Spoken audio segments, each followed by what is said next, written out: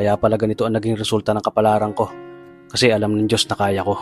Sa edad kong to, napagod na akong magmadali. Kaya lahat ng ginagawa ko ngayon, ini-enjoy ko na lang. Siguro sa dami na rin ng aking pinagdaanan, napagtanto ko na ang buhay ay mas malawak at mas mahiwaga pa sa mga problemang dumarating sa buhay natin.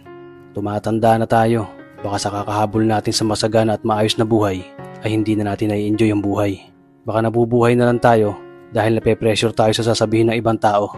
Marami na rin akong mga naging maling desisyon sa buhay, pero lahat yun nagsilbing aral sa akin at natuto ako sa mga pagkakamali ko. May mga taong sobra nating mamahalin at bibigyan ng halaga, pero ibabalik lang sa atin ay kabiguan at matinding trauma. Kaya wag nating lilingunin ng mga taong tulad nila dahil mas payapa kapag hindi ka na interesadong malaman pa kung ano pang balita sa kanila. At wag mong idepende ang sarili mo sa kahit kanino. Tandaan mo, kahit sarili mong anino, iiwan ka din nito kapag madilim na ang paligid mo. Kailangan natin matutunan na wag ikumpara ang sarili natin sa iba dahil hindi natin laban ang laban nila. Karera mo to, di nila karera. Dahil ang buhay ay hindi naman nasusukat sa kung sino ang mayaman, kundi kung sino ang payapa. Kaya galingan mo lang palagi tol dahil napakaraming tao mapanghusga, dihilahin ka pababa. At lagi mo tong tatandaan na makakatanggap ka lang ng papuri mula sa kanila kapag patay ka na.